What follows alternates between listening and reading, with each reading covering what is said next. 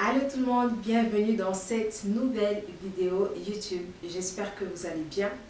Alors aujourd'hui, j'ai décidé de vous partager quelques astuces par rapport à la retraite parce que je pense que c'est important. Alors bien sûr ici je parle de retraite spirituelle. Alors une retraite spirituelle, c'est un moment où vous prenez du recul sur votre vie, sur le quotidien, où vous prenez vraiment le temps pour être dans la présence de Dieu. Et je pense que c'est très bon à pratiquer, pas seulement pour nous-mêmes, au niveau du corps ou de l'âme, mais aussi au niveau de notre esprit. Et d'ailleurs, si vous lisez dans la Bible, vous verrez plusieurs passages où Jésus se retirait loin des autres, où il s'est retrouvé seul pour pouvoir prier. Et j'ai quelques passages. Alors dans Matthieu 14, 23, on dit « Quand il eut envoyé, il monta sur la montagne pour prier à l'écart.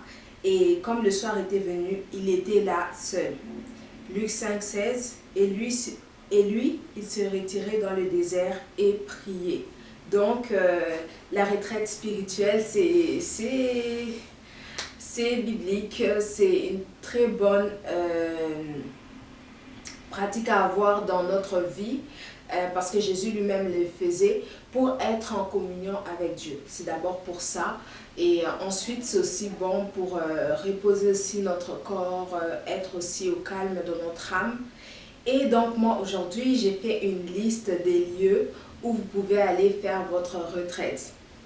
Avant de continuer, j'aimerais le dire déjà, ça sert à rien d'aller ailleurs si tu n'es pas dans un esprit où tu as envie de te retirer, où tu as envie de passer des moments avec Dieu. Si tu ne le sens pas, frère, ça ne sert à rien d'aller ailleurs. Tu vas aller ailleurs et puis tu vas être distrait et tout.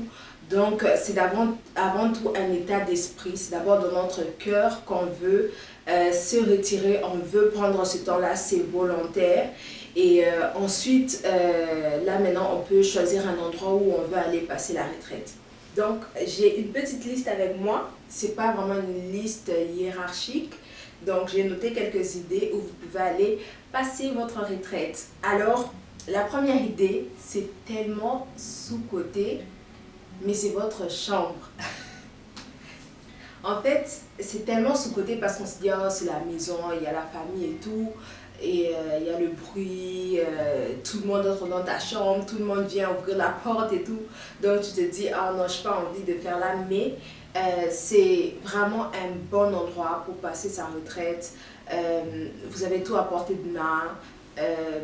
Et puis c'est pas une retraite, c'est pas obligé que ça soit 24 heures dans une journée. Ça peut être 3 heures où vous êtes seul dans votre chambre, ça peut être 1 heure, 30 minutes. Mais l'essentiel, c'est que vous êtes concentré sur la relation que vous avez avec Dieu, en fait. Je sais aussi qu'il y a des gens qui partagent leur chambre. Moi aussi, je partageais ma chambre. Et une des choses que je faisais au début, c'est que j'allais dans mon placard, genre le placard de ma chambre, et je m'asseyais sur mes valises et tout. C'est sûr que c'est pas pour longtemps. Si vous voulez faire 5 heures, 6 heures, bon, ça dépend. Mais c'est aussi une bonne idée. Sinon, j'ai entendu une histoire d'une dame. Elle était déjà maman et tout. Et avec les responsabilités, j'imagine que c'était pas évident de trouver du temps pour elle et tout. Donc, ce qu'elle faisait quand elle voulait prier, elle prenait sa couette en fait et elle se couvrait, elle entrait dedans comme si c'était un endroit et elle priait là. Et je me rappelle pas bien, je pense que je l'ai entendu, c'est un serviteur de Dieu qui avait raconté cette histoire. Et en fait, un jour, la présence de Dieu l'a visité et tout. Comme quoi, c'est pas le lieu qui détermine si Dieu va venir ou pas. Dieu va pas se dire, oh non, la couette, s'il vous plaît. Non, peu importe où vous êtes, si votre état de cœur est bon, vous pouvez rencontrer Dieu.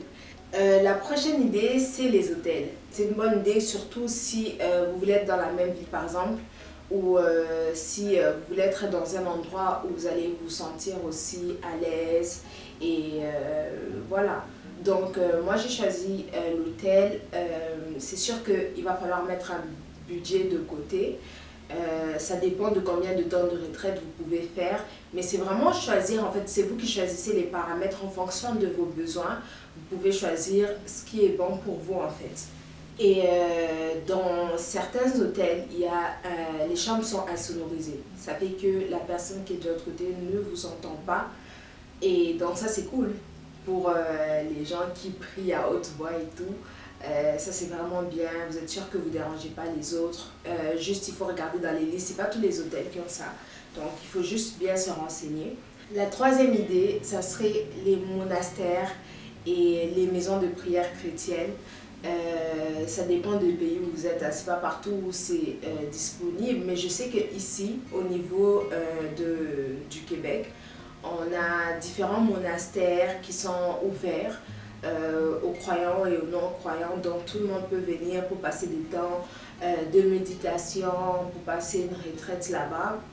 Et d'après les revues que j'ai vues, c'est vraiment, pour les monastères par exemple, c'est vraiment des endroits où voilà, c'est le calme qui est favorisé. C'est sûr que si vous êtes venu pour casser des choses là-bas, mieux vous restez chez vous, vous voyez. Là, vous allez pouvoir faire tout ce que vous voulez, surtout si vous êtes en groupe, vous voulez prier en groupe et tout.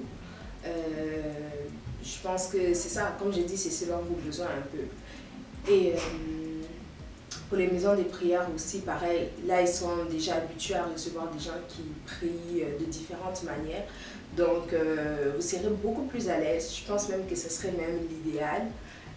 Mais voilà, je pense pas que il faut se renseigner un peu dans votre ville ou dans vos alentours si c'est disponible. Je sais qu'aussi les maisons qui accueillent les missionnaires permettent des fois que vous louez leur salle, etc. Donc tout ça, il faut bien sûr bien vous renseigner dans la ville où vous êtes. Et enfin, la dernière idée, c'est les lieux déserts. En fait, ce que je veux dire par les lieux déserts, c'est pas forcément le désert, mais c'est des lieux où vous êtes en fait vraiment seul, éloigné, coupé du monde, de l'internet, de tout. Généralement, c'est dans la nature, c'est soit dans les montagnes, dans le désert, et aussi dans les forêts. Les forêts, j'ai oublié, il y a aussi les forêts. Et donc, c'est des lieux vraiment naturels où vous êtes vraiment coupé du monde, de tout. C'est surtout mieux de favoriser des lieux que vous connaissez où vous savez que vous serez en sécurité. Vous êtes vraiment coupé de tout. Et je pense que si vous vivez par la foi, vous avez votre stock peut-être de nourriture pour un certain temps. Donc, j'ai jamais expérimenté ça, mais c'est quelque chose que j'aimerais expérimenter. Juste renseignez-vous par rapport, si vous êtes très jeune, je pense que c'est très important de prévenir vos parents. Allez pas dans la montagne, dans la forêt comme ça seul, c'est frère, non. Voilà, c'est tout pour cette vidéo. Dites-moi en commentaire, est-ce que vous avez déjà fait une retraite spirituelle? Si oui, où? Donnez-nous les idées. Si c'est possible, mettez aussi les noms. Peut-être qu'il y a des gens qui sont dans la même ville que vous, qui cherchent des endroits où ils peuvent passer leur retraite. Donc, n'hésitez pas. Et sur ce, moi, je vous dis merci.